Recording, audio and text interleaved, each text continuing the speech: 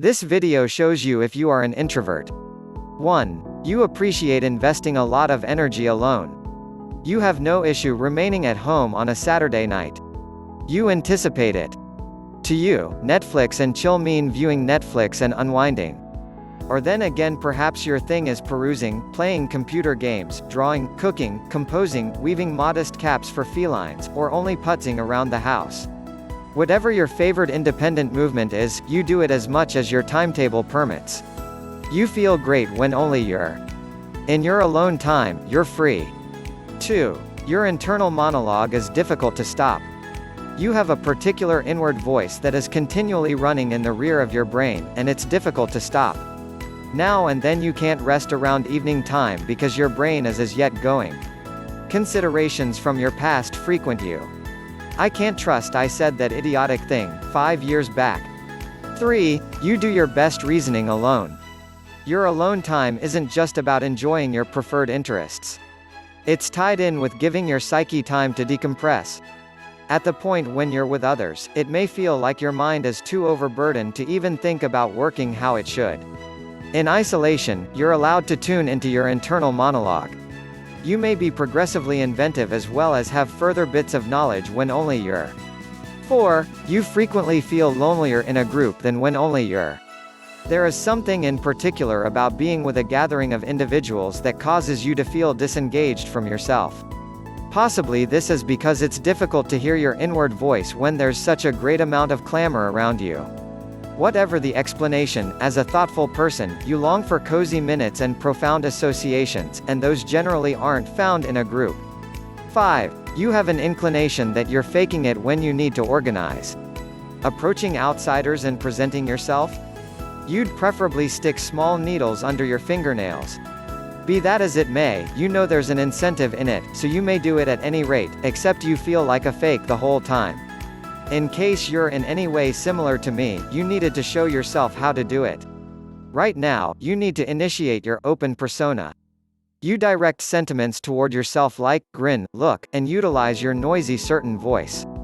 Then, when you're done, you feel beat, and you need a vacation to revive. You wonder, do others need to make a decent attempt when meeting new individuals? 6. You want to be the focal point of consideration. Grinding away, you'd preferably pull your supervisor aside after a gathering and have a one-on-one discussion, or email your thoughts then disclose them to a room brimming with individuals. The special case is the point at which you feel energetic about something. You'll hazard overstimulation when you think shouting out will genuinely have any kind of effect. 7. You're greater at composing your contemplations than talking them. You'd preferably message your companion over consider her or email your collaborators than plunk down for a workforce conference. Composing allows you to think about what to state and how to state it. It permits you to alter your considerations and specialty your message just so. Besides, there's less weight when you're composing your words into your telephone alone than when you're stating them to somebody continuously. You may even be attracted to composing as a vocation. 8. Chatting on the telephone doesn't seem like an enjoyable approach to breathing easy. One of my outgoing companions is continually calling me when she's separated from everyone else in her vehicle. She figures that although her eyes, hands, and feet are presently involved, her mouth isn't. Besides, there are no individuals around, how exhausting. So she goes after her telephone. Be that as it may, this isn't the situation for me. At the point when I have a couple of extra minutes of quiet and isolation, I want to occupy that time with gab. 9. You stay away from casual chit-chat at whatever point conceivable. When a collaborator is strolling a few doors down toward you, have you at any point transformed into another space to abstain from having a "hello, what's going on" discussion with him?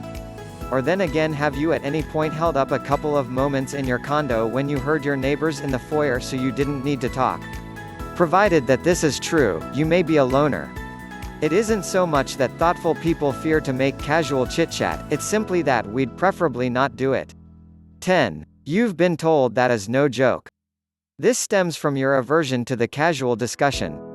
On the off chance that it was up to you, thoughtless talk would be expelled and philosophical conversations would be the standard. You'd much rather plunk down with somebody and talk about the importance of life, or at any rate, trade some genuine, legitimate musings. Significant collaborations are the self-observer's counteractant to social burnout. 11. You don't go to gatherings to meet new individuals. Without a doubt, you're gathering now and then. Be that as it may, when you do, you, as a rule, don't go to make new companions. You're content with a couple of dear companionships you as of now have. 12. You shut down after a lot of mingling. Late research shows that everybody gets depleted from mingling in the long run, even outgoing people. That is because mingling consumes vitality. In any case, thoughtful people likely tire quicker than outgoing individuals and experience social burnout with greater power. They may even experience something that has been named the thoughtful person headache, which is the point at which they feel amazingly exhausted and maybe even genuinely unwell after heaps of mingling. 13. You notice subtleties that others miss. Self-observers, particularly profoundly touchy thoughtful people, can get overpowered by an excessive number of improvements. In any case, there's an advantage to our affectability: we notice subtleties that others may miss. For instance, you may see an unpretentious change in your companion's manner that flags that she's vexed, however strangely, nobody else in the room sees it. Or on the other hand, you may be profoundly fixed on shading, space, and surface, making you a fantastic visual craftsman. 14. You can think for significant stretches. I can compose for a considerable length of time. I get in the zone, and I simply continue onward. In case you're a contemplative person, you likely have your interest or pet venture that you can take a shot at for all intents and purposes until the end of time. That is because self-observers are extraordinary at centering alone for extensive stretches. 15. You live in your mind. You may wander off in fantasy land such a lot of that individuals instruct you to escape your head or return to earth. That's because your inward world is nearly as alive and clear as the external one. 16. You like to individuals watch. You simply prefer to see by and large, regardless of whether it's kin, nature, and so forth. Thoughtful people are normal spectators. 17. You've been told you're a decent audience. You wouldn't fret giving the phase to another person for a piece and tuning in. You're not clamoring to get each considered there, and you don't have to converse with the same number of outgoing individuals do. 18. You have a little friend network. You're close with only 1, 2, or 3 individuals, and you consider every other person to be a colleague. That is because self-observers just have so much individual's vitality to spend, so we pick our connections cautiously. It's tied in with planning. 19. You don't get high off your condition. There's an explanation huge gatherings aren't your thing. Introverts and social butterflies contrast altogether in how their mind's procedure encounters through reward focuses. Look at the science here. 20. You're an old soul. Contemplative people will in a general watch, take in a great deal of data, and think before they talk. We're investigative and intelligent, and we're regularly keen on finding the more profound significance or hidden example behind occasions. Along these lines, thoughtful people can appear to be savvy, even from early on. 21. You switch back and forth between being social and being separated from everyone else. Thoughtful people relish being separated from everyone else. In our isolation, we have the opportunity to tune into our inward voice and tune out the clamor of the world. However, loners would prefer consistently not to be separated from everyone else. As people, we're wired to associate with others, and as thoughtful people, we long to communicate definitively.